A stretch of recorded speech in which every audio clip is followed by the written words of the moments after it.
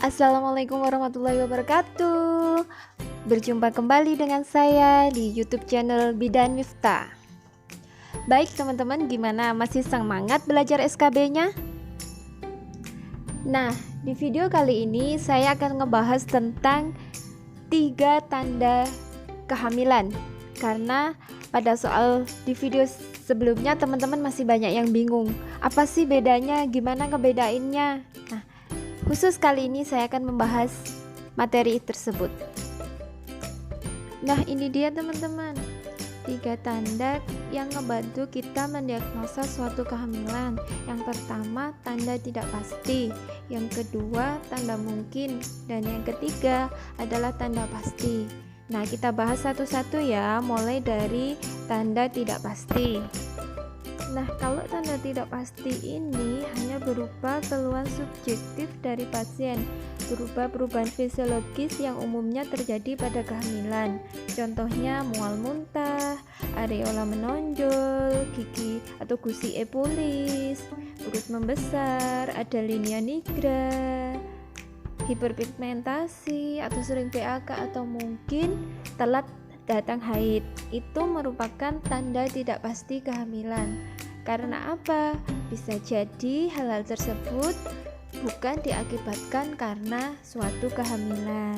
Jadi diingat ya teman-teman, tanda tidak pasti kehamilan adalah keluhan subjektif dari pasien.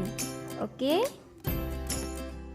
Sedangkan untuk tanda mungkin pada kehamilan itu adalah hasil pemeriksaan fisik oleh pemeriksa tentang perubahan fisiologis dan anatomi yang terjadi, namun belum pasti itu suatu kehamilan.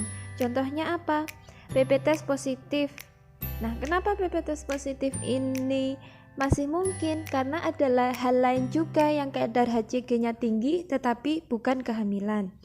Lalu pembesaran uterus bisa juga karena adanya kanker, tumor, miom, kemudian tanda Hegar, tanda Piskacek, adanya Ballotman, tanda Gudel, itu merupakan tanda-tanda mungkin suatu kehamilan. Jadi teman-teman harus ingat kalau tanda mungkin itu hasil dari pemeriksaan oleh bidan, perawat maupun dokter, gitu ya. Sudah tahu bedanya antara tanda tidak pasti dan tanda mungkin? Kita lanjut ke tanda pasti.